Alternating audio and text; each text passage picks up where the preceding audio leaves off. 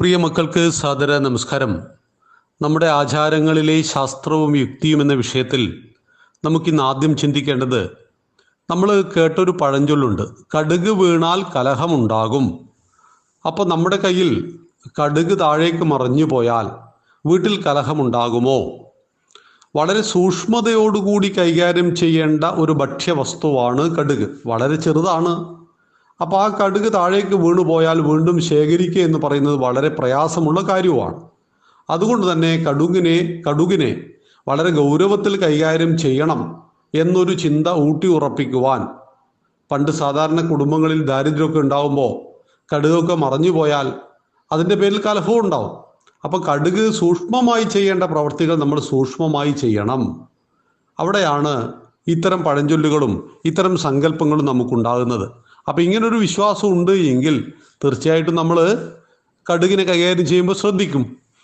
അടുത്തത്, ഈറൻ വസ്ത്രം തലയ്ക്ക് വെച്ച് കിടക്കാമോ? ഇപ്പം നമ്മൾ കുളിയൊക്കെ കഴിഞ്ഞു, അതിന് ശേഷം നനഞ്ഞ തോർത്ത് നമ്മൾ കുളിക്കുന്നിടത്ത് വെക്കാൻ പാടുണ്ടോ? അങ്ങനെ വെക്കുന്ന കണ്ടാൽ പഴയ ആളുകൾ, മുത്തശ്ശിമാരൊക്കെ ശാസിക്കും. അതിൻ്റെ കാരണം എന്താ? നമ്മൾ പകൽ നേരത്തിൽ നമ്മുടെ ശരീരത്തിൽ ചുറ്റിയെടുക്കുന്ന നമ്മുടെ ശരീരത്തിൽ ഉണ്ടാകുന്ന രോഗാണുക്കൾ നനഞ്ഞ പ്രതലത്തിൽ അത് നന്നായി ജീവിക്കും. ഇപ്പം നമുക്ക് കാണാം, ഫംഗസുകളും അതുപോലെയുള്ള പൂപ്പലുകളും എല്ലാം വളരെ പെട്ടെന്ന് ബാധിക്കുന്നത് നനഞ്ഞ പ്രതലങ്ങളെയാണ്.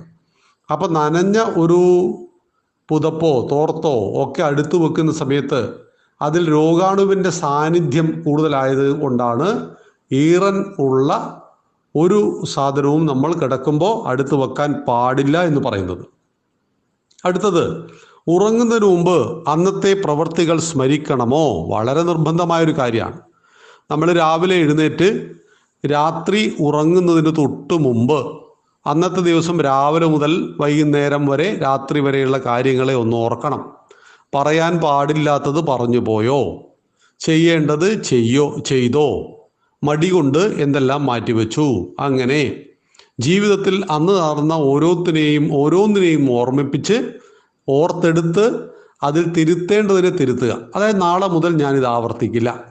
അച്ഛനോടോ അമ്മയോടോ സഹോദരങ്ങളോടോ നാട്ടുകാരോടോ കൂട്ടുകാരോടോ തെറ്റായ വാക്ക് പറഞ്ഞുവെങ്കിൽ മനസ്സുകൊണ്ട് അതിന് ക്ഷമ ചോദിച്ച് നാളെ അത് ആവർത്തിക്കാതെ അദ്ദേഹത്തെ മിത്രമാക്കുവാനും അദ്ദേഹത്തോട് ക്ഷമ ചോദിക്കുവാനും തയ്യാറാവുക.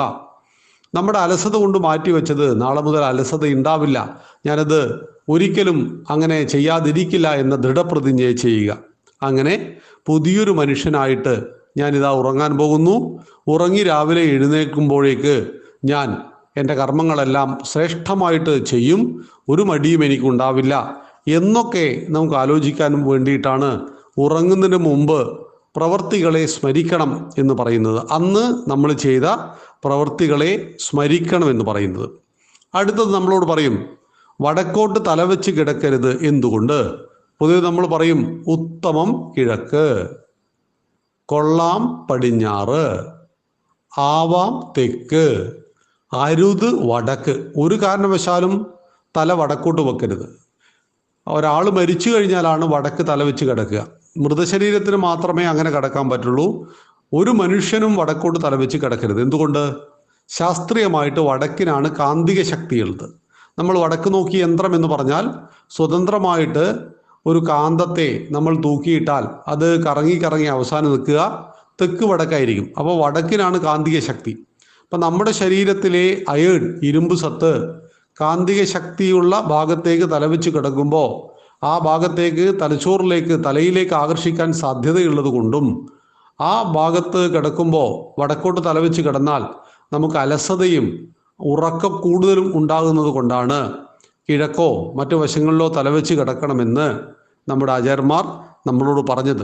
അപ്പോൾ ഇതെല്ലാം വിശ്വാസത്തിൻ്റെ ഭാഗമായിട്ട് നമ്മൾ ചെയ്യുമ്പോൾ ഇതിനെ നമ്മൾ ശ്രേഷ്ഠമായിട്ട് ചെയ്യും എന്നറിയുക.